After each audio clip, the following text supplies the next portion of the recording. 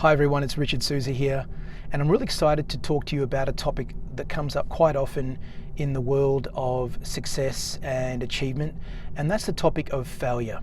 I'd like to begin by asking you to either draw a picture or imagine this picture, and it looks something like this. Imagine a small circle, and within it is the word failure, and that small circle exists within a larger circle, and that larger circle will be called success.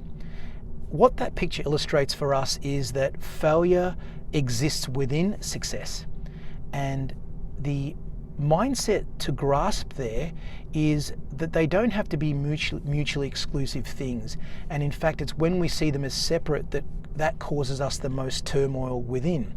And in fact it causes some people to procrastinate and stop and to give up way too soon on their dreams because they thought that maybe success would be a straight line, when in fact it really is filled with highs and lows and setbacks and obstacles and time delays and much, much more that someone might describe as failure.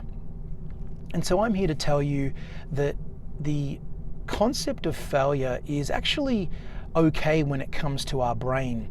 You see, many millennia ago, our brains were designed to only record success. In fact, it didn't care about the things that didn't work out. It only remembered what helped us survive as a species.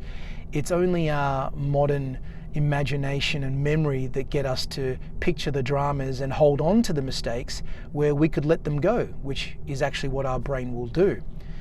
And to help you further manage what you can do when failure does happen, I'd like to give you a bit of a framework. And the first part of this framework teaches us to acknowledge the failure. And what we mean by acknowledging it is that we're not going to try and positive think it away. We're just going to acknowledge the fact that it has occurred. That way, we're not going to try and pretend and hide from it. Quite simply, it's just there.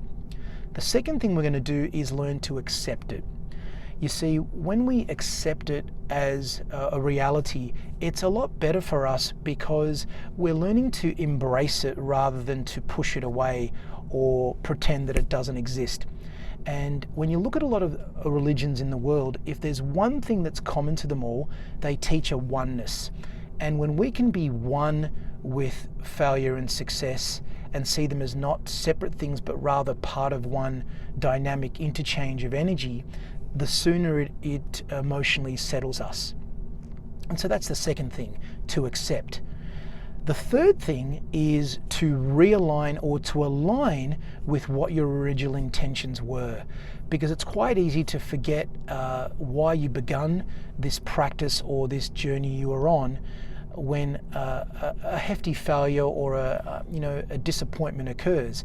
So I'm going to invite you to realign with what your dream was, what your vision was, what your values and purpose were, and that can help you take the next step, which is to take action based on that aligned reminder that you went through.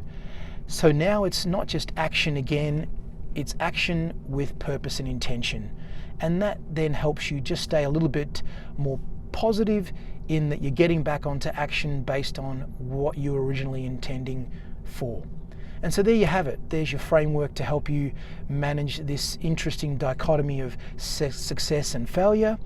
And what I'd like to leave you with is a reminder that you don't have to let failure stop you. You can instead see it as just part of the journey of where you're headed in your life, and it allows you to get back onto high performance practices and plans and strategies a lot sooner than people who just think, I want to avoid it. Instead, you'll just embrace it. As the Navy SEALs would say, embrace the suck. And so there it is for today. There's my take on success and failure. Hope you found it useful, and until we next have a little session like this, remember to live your purpose and share your joy. Bye for now.